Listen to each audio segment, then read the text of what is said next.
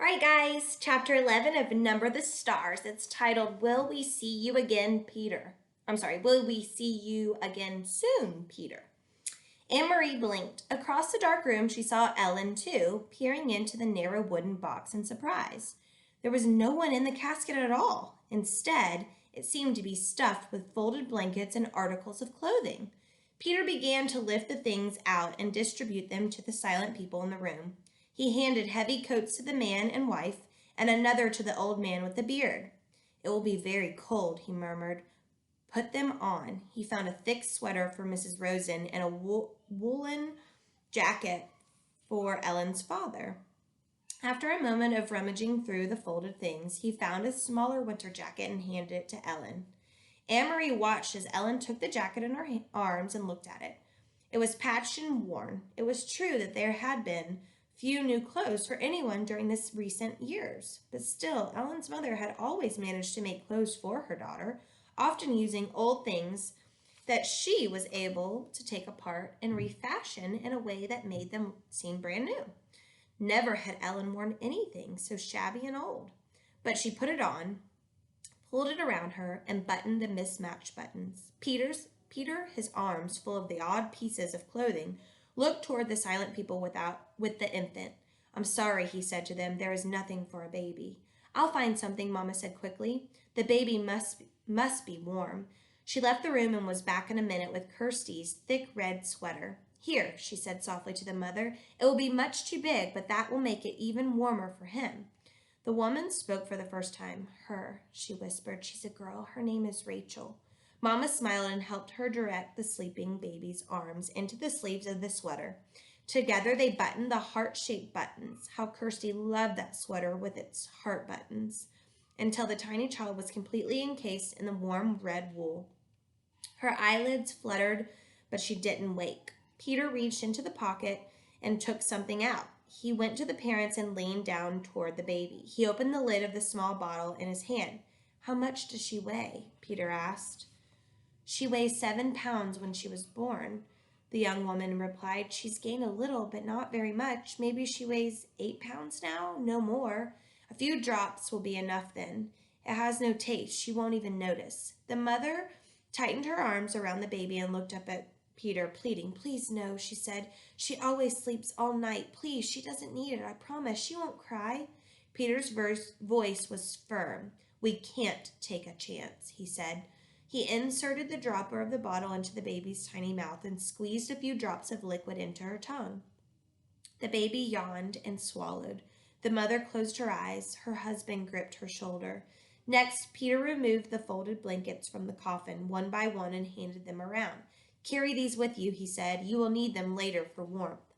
Anne-Marie's mother moved around the room and gave each person a small package of food, the cheese and bread and apples that Anne-Marie had helped her prepare in the kitchen hours before. Finally, Peter took a paper-wrapped packet from the inside of his own jacket. He looked around the room at the assembled people, now dressed in the bulky winter clothing, and then motioned to Mr. Rosen, who followed him to the hall. Anne-Marie could overhear their conversation. Mr. Rosen, Peter said, I must get this to Henrik, but I must not see him. I am going to take the others only to the harbor, and they will go to the boat alone. I want you to deliver this without fail. It is all of great importance. There was a moment of silence in the hall, and then Anne-Marie knew that Peter must be giving the packet to Mr. Rosen. Anne-Marie could see it protruding from Mr. Rosen's pocket when he returned to the room and sat down again. She could see, too, that Mr. Rosen had a puzzled look. He didn't know what the packet contained. He hadn't asked. It was one more time Anne-Marie realized when they protected one another by not telling. If Mr. Rosen knew, he might be frightened. If Mr. Rosen knew, he might be in danger. So he hadn't asked, and Peter hadn't explained. Now, Peter said, looking at his watch, I will lead the first group. You and you and you. He gestured to the old man, to the young women, people with their baby. Inga, he said. Anne-Marie realized that it was the first time that she had heard Peter Nielsen call her mother by her first name. Before, it had always been Mrs. Johansson. Or in the old days, during the other times and excitement of his engagement to Lize, it had been occasionally Mama.